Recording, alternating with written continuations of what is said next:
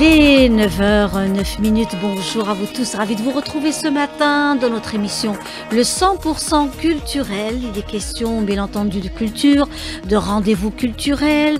Nous avons également donc des reportages à vous proposer et l'invité de ce matin. Et c'est un plaisir de la recevoir, un honneur également. Ici dans les studios d'Alger, chaîne 3.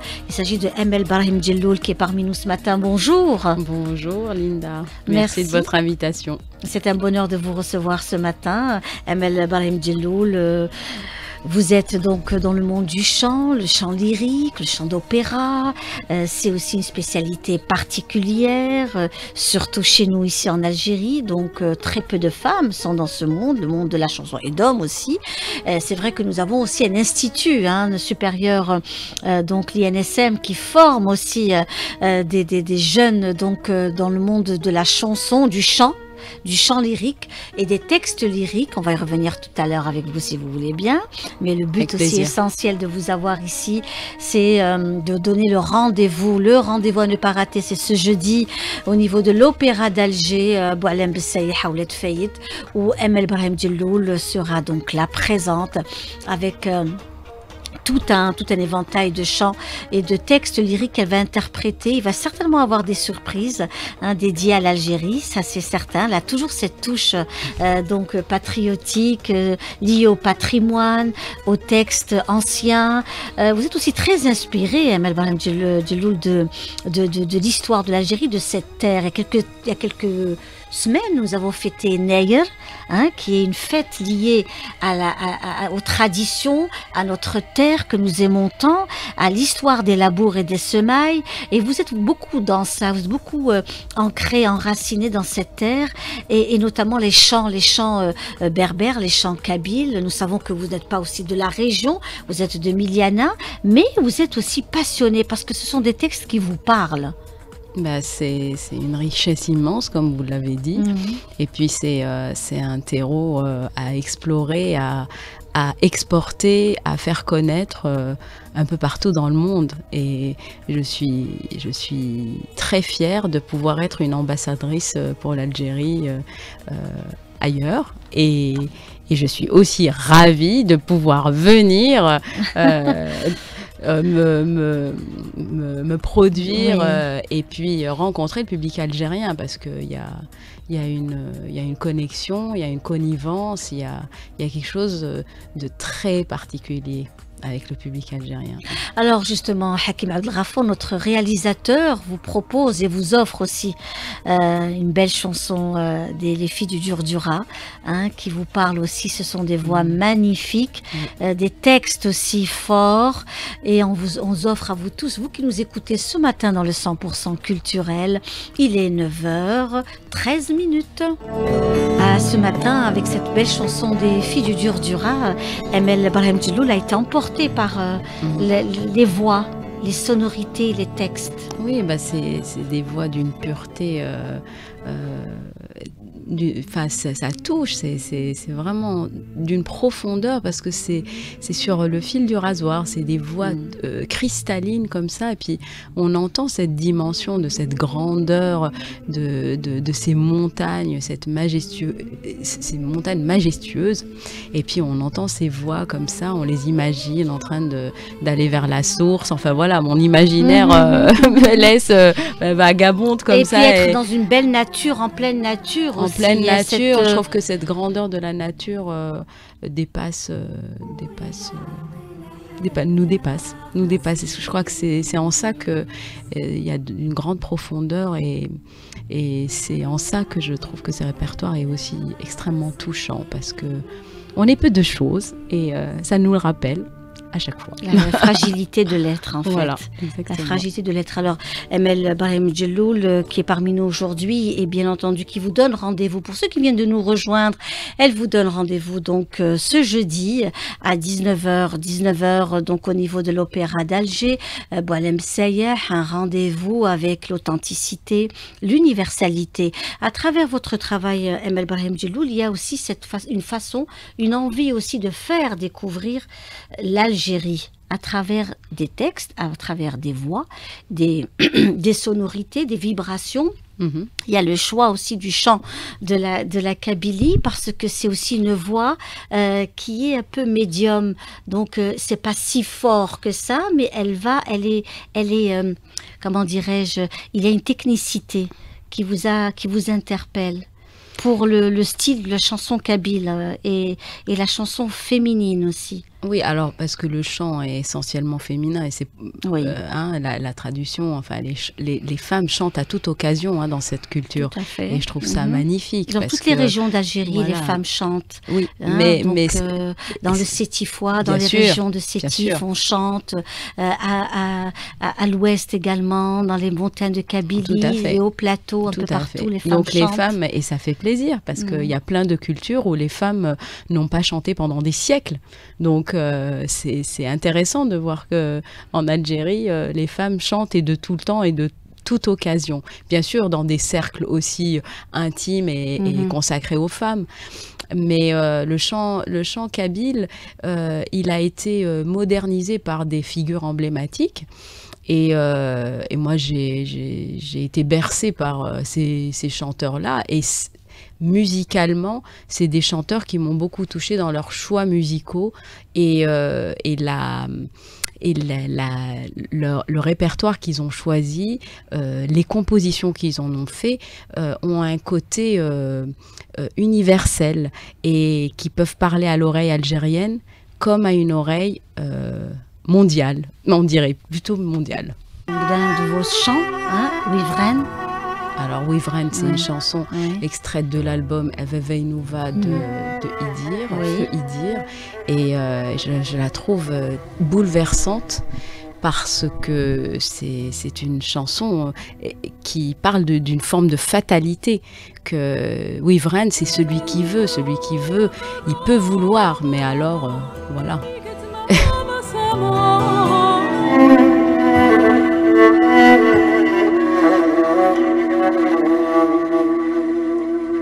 Voilà, c'était la ML Brahim Djelloul qui est parmi nous ce matin. Une belle interprétation. Wivren, c'est un hymne aussi à la résilience. La résilience, à l'homme face à l'adversité, à sa destinée. Voilà, on n'a pas toujours le choix À l'acceptation. et l'acceptation. Oui. Ouais, ouais. Ouais, ouais. Et c'est un hommage que j'avais fait, cet enregistrement. C'est un hommage que j'avais fait à Idir après sa mort. C'était pendant le premier confinement, pendant la période du Covid. Et le 100% culturel, mes amis, continue avec nos reportages. Alors justement, ML Brahim Djelloul, vous êtes parmi nous ce matin. Est-ce que quand ML Brahim Djelloul arrive ici sur Alger, en Algérie, est-ce qu'elle se déplace? Est-ce qu'elle va vers aussi à la découverte des musées? Alors, j'ai eu l'occasion, alors je viens pas si souvent malheureusement, bon, la vie est pas toujours, c'est pas toujours évident, mais quand j'y viens, j'ai l'occasion d'être promenée par ma famille, dans des salons, dans des expositions. Oui. Et je suis ravie de découvrir la diversité, la créativité. Je suis mais tellement heureuse de voir comment, par exemple, l'artisanat algérienne fusionne. Il y a une prolifération, une créativité que je trouve étonnante. Et à chaque fois que j'ai l'occasion de pouvoir me glisser dans un lieu pour découvrir ça, voilà, j'y vais. Et puis j'emmène des petites choses avec moi dans mes valises parce que je sais que ça sera une pièce unique, quelque chose de très original. Voilà. Et puis de qualité également, Voilà, et puis exactement. un travail artistique recherché. Exactement. Avec une touche profondément donc algérienne, Oui. que ce soit au niveau des tote bags, Ouais, des ouais. foulards, Complètement. dans le bijou, Ouais, les bijoux, le vêtement. le vêtement, les bougies, Oui, oui, tout, oui, oui. tout, Et puis tout, le côté tout. bien-être également, Bah, hein, que ce soit dans les savons, dans voilà, les c'est huiles, ça.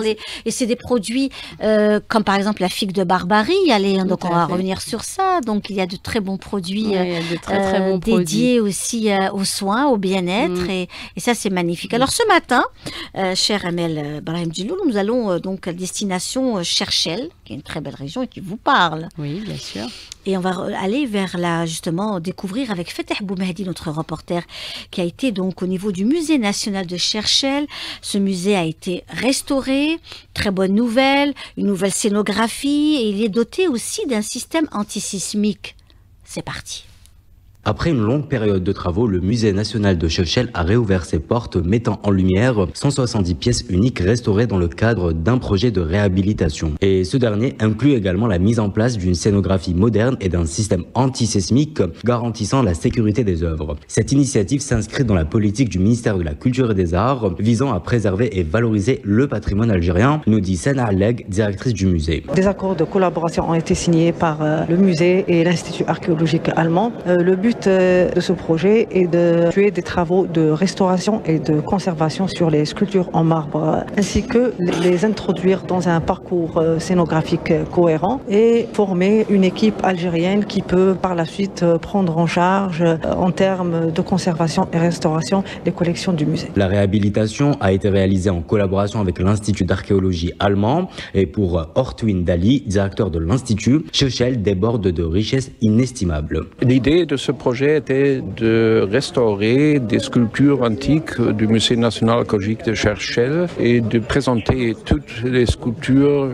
dans un parcours nouveau, accordant une nouvelle idée pédagogique, une discussion avec la population locale. Nous pouvons célébrer le résultat aujourd'hui.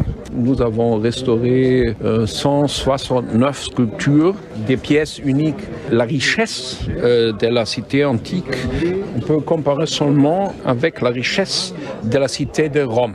Il n'est pas un grand nombre de cités qu'on peut comparer avec Chefchaouen. Et parmi les nouveautés, le musée intègre désormais un système de QR code offrant aux visiteurs une expérience enrichie grâce à des contenus numériques. Sana Alleg, directrice du musée. Dans la stratégie de la mise à disposition de l'information au public et surtout le jeune public, nous avons doté nos cartels et le circuit muséal par le système QR code afin de permettre aux jeunes et aux visiteurs d'avoir accès à l'information directement sur leur téléphone via n'importe quel type QR code. Cette coopération a permis de conjuguer expertise locale et savoir-faire international pour une valorisation optimale des collections. Une raison de plus pour redécouvrir ce lieu emblématique et son trésor patrimonial inestimable. Voilà, avec nous toujours Amel Brahim Djelloul qui aussi vous donne rendez-vous ce jeudi à l'Opéra d'Alger. Boualem Sayeh qui revient aussi sur le monde du chant lyrique, des textes, de comment aussi travailler sa voix. C'est aussi tout un travail, c'est aussi des années de travail, de concentration, c'est des participations aussi à l'international, notamment en France et un peu partout dans le monde, la participation aussi avec des associations algériennes telles que le Mousselia, El Jazairiya, le Mousselia, c'était en 2001. Oui. Hein? Alors c'était une initiative de mettre en valeur un compositeur franco-espagnol qui a vécu en Algérie à l'époque coloniale et qui voulait, c'était un ethnomusicologue qui souhaitait travailler sur le répertoire algérien, la musique traditionnelle algérienne, et donc il y a eu cette initiative de faire un projet, de mettre en valeur son cahier de chansons kabyles et mauresques. Il a écrit 12 chansons pour chant et piano. Donc moi j'étais venue à l'Opéra d'Alger, celui qui est au centre-ville, le TN, voilà, exactement. Oui.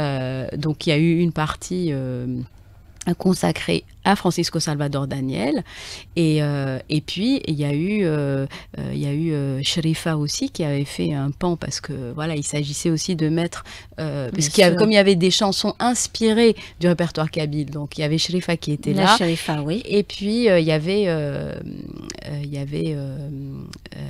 l'association le Jazairiya al Moursilia aussi, qui avait fait des pièces du répertoire arabo-andalou dans les mêmes modes que le compositeur a choisi de mettre en valeur dans les pièces qu'il a composées, inspirées du répertoire traditionnel d'Algérie. Magnifique, voilà. C'était aussi sous la houlette du feu regretté Nasser Belmarabit, paix à son âme, de Mousselia, Jazairiya al-Mousselia. Voilà, ce sont aussi un peu, on vous fait un peu voyager à travers les rendez-vous à la radio algérienne également. Vous avez donné un concert au niveau de l'auditorium Issa Messoudi et l'espace Lamine Bechichi actuel, donc c'est aussi un moment fort pour un moment fort parce qu'il y a une acoustique exceptionnel dans cet auditorium et j'espère que j'en referai des récitals là-bas. Bien sûr, la jauge est moins grande,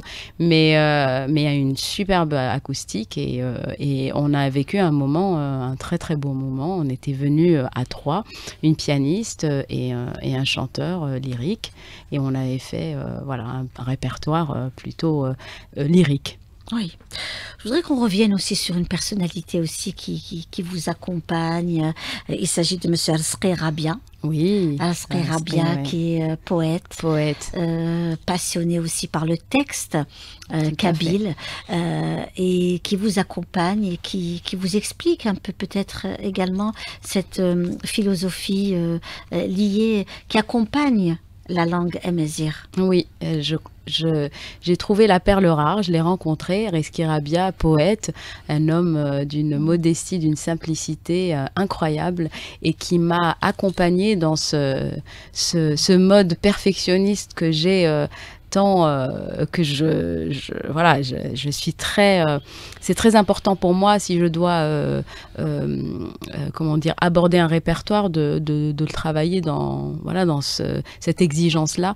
Et Reski a répondu présent pour m'accompagner dans cette immersion que j'avais fait pour faire un hommage à la chanson kabyle avec cet album Les Chemins qui montent.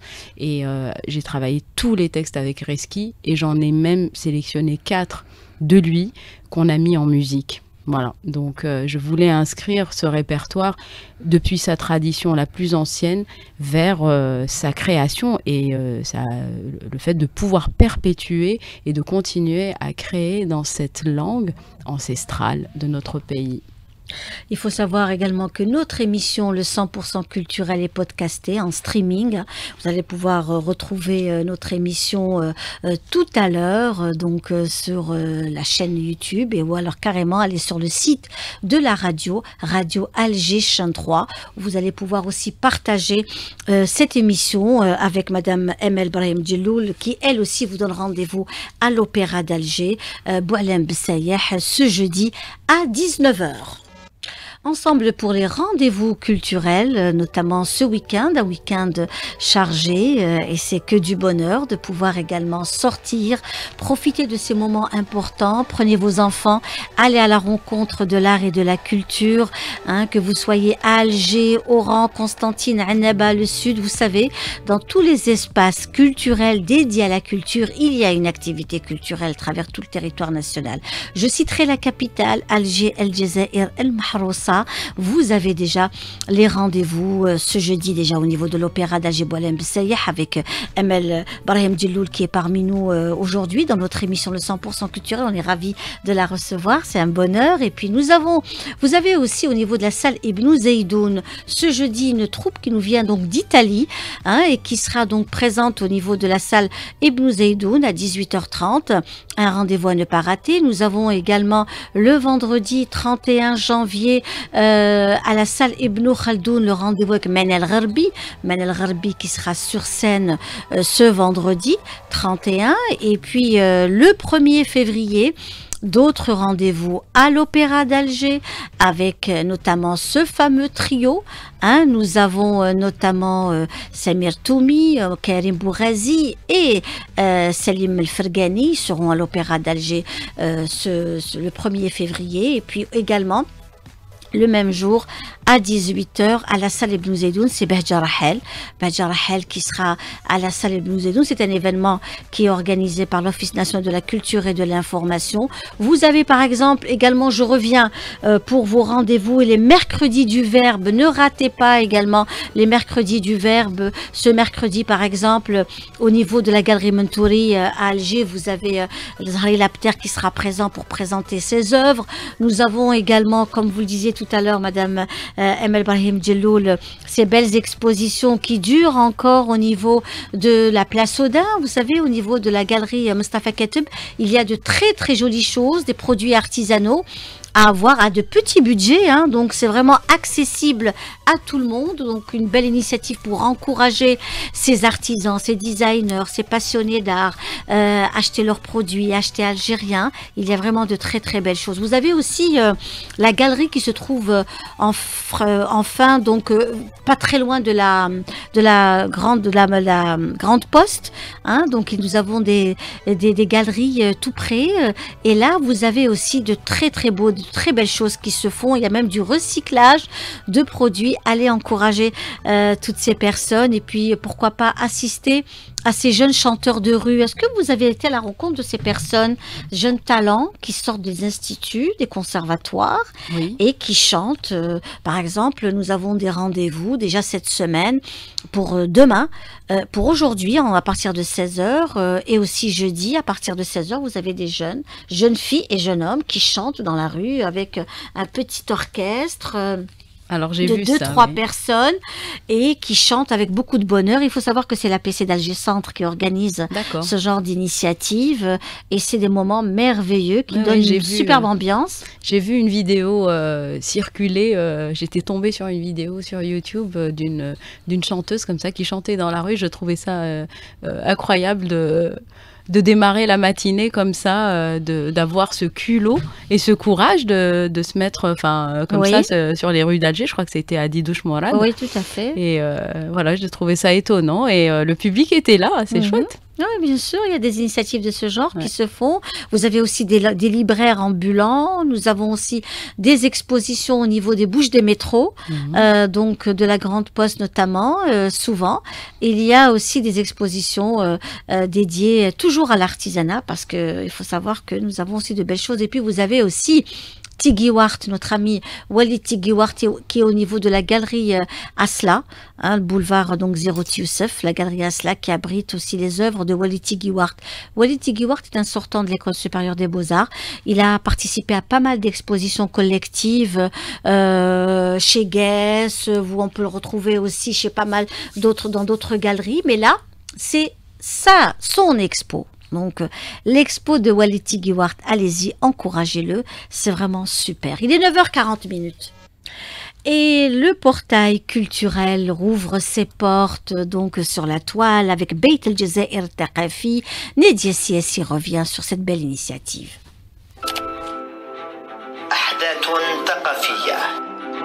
Le but de Beit El Jazair Thaqafi étant de rassembler et de diffuser l'information sur le paysage culturel dans toute sa dimension, théâtre, sorties littéraires, sorties de films et autres, et renforcer l'utilisation des technologies de l'information et de la communication. Des précisions avec Nadia Chariot, chargée d'études et de synthèse au cabinet du ministère de la Culture et des Arts. Je dirais bien que cette plateforme joue un rôle incontournable dans la facilitation d'atteindre la bonne information et de l'enrichir. Une forme d'écoute, une ouverture avec les catégories de la société, les intellectuels, la jeunesse, qui aujourd'hui maîtrisent l'outil, bien sûr, ou bien le volet numérique, pour arriver à la bonne information. Je rajouterai que cette plateforme est un grand carrefour de rencontres où il y a des fenêtres interactives qui vont s'ouvrir pour les usagers, pour collecter toutes les informations à travers toutes nos institutions culturelles, à travers 58 wilayas. Mais cette relance de cette plateforme ô combien importante, bien sûr l'importance donnée par M. le ministre de la Culture et des Arts, pour permettre aux journalistes, des chercheurs dans le domaine culturel et artistique, de publier leurs articles et leurs recherches dans cette plateforme afin d'y participer d'une manière directe avec toute personne intéressée dans ce domaine. Pour plus de détails sur le retour du portail culturel, vous pouvez consulter le site algerianculturalhub.dz.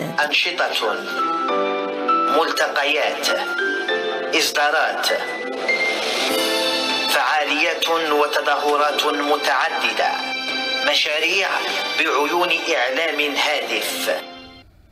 9h43 avec Emel Brahim Djelloul, des reportages, des rendez-vous culturels.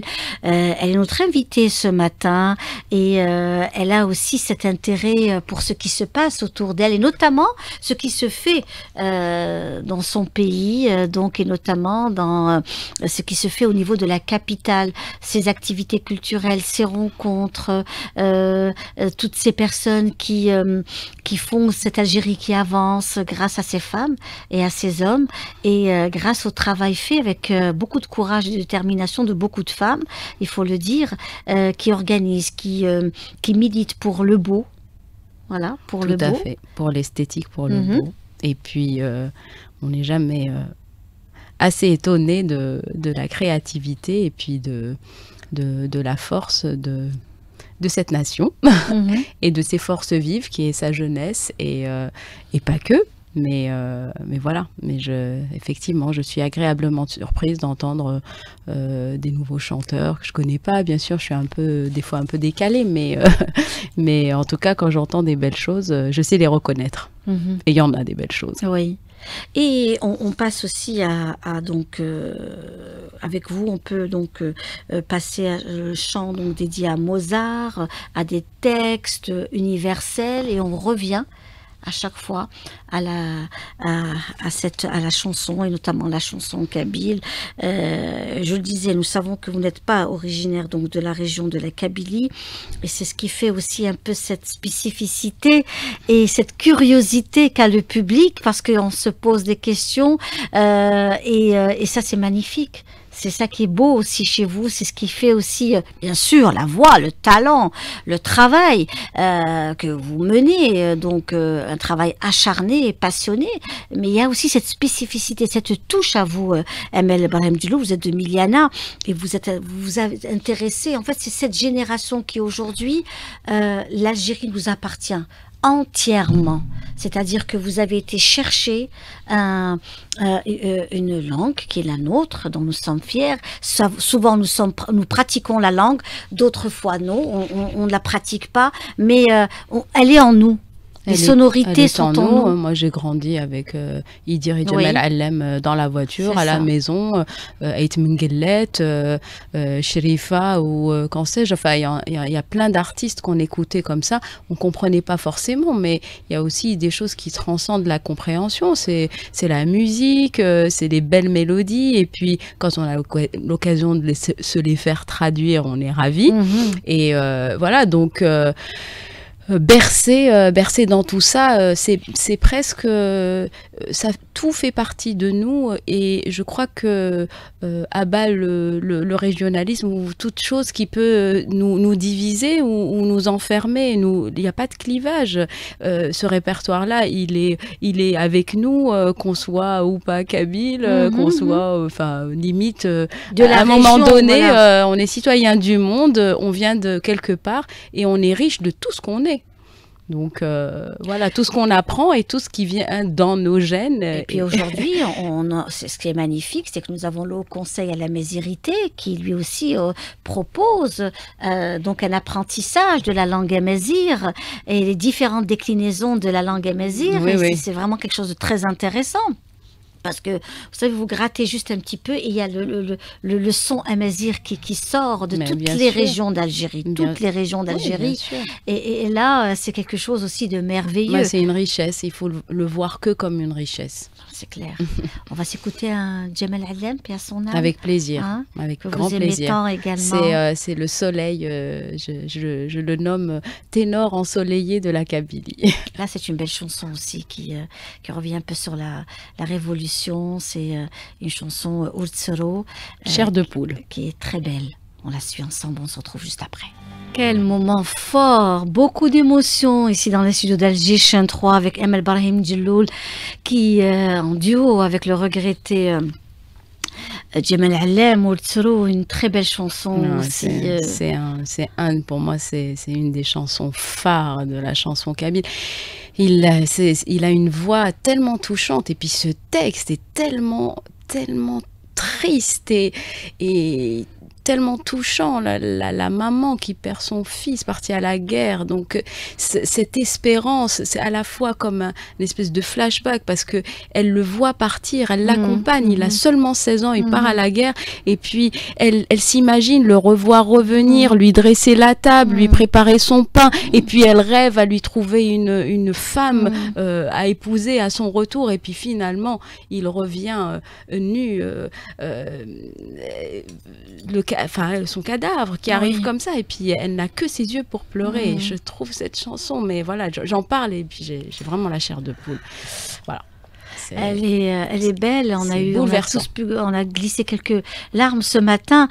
Beaucoup d'émotions qu'on partage avec vous, Emel Brahim Djelloul, et je suis certaine qu'il va y avoir beaucoup d'émotions ce jeudi au niveau de l'Opéra d'Alger, Boualem Bessaïah, donc à 19h, un rendez-vous à ne pas rater. En tout cas, c'était un bonheur de vous avoir reçu aujourd'hui, Emel Brahim Djelloul. Un bonheur. On a pu découvrir aussi une Algérienne avec farouche, belle et farouche à travers, donc qui revendique chaque parcelle de cette terre et qui aime cette terre et qui veut aussi présenter le travail et la culture algérienne parce que vous avez sillonné le monde, vous êtes aujourd'hui consciente du patrimoine, de la richesse de notre pays et je pense que quand on s'éloigne de l'Algérie, on se rapproche énormément parce que on comprend beaucoup mieux. Puis la maturité, le parcours de la vie fait aussi l'expérience. Et on se rend compte, on se construit, on vient de quelque part, on apprend des choses et après on a du recul avec du vécu pour savoir tout ce qui nous constitue, tout ce qui est beau à garder, tout ce qui nous fait du bien et qui nous illumine.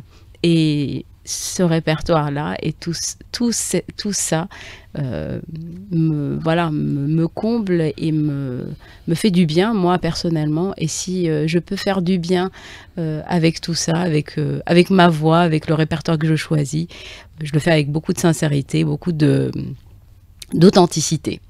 Écoutez, vous rayonnez et je suis certaine que vous allez rayonner au niveau de l'Opéra d'Alger Boualem Bessaïah ce jeudi à 19h. J'y serai en tous les cas, je viendrai. J'espère bien. Je viendrai vous voir, bien sûr.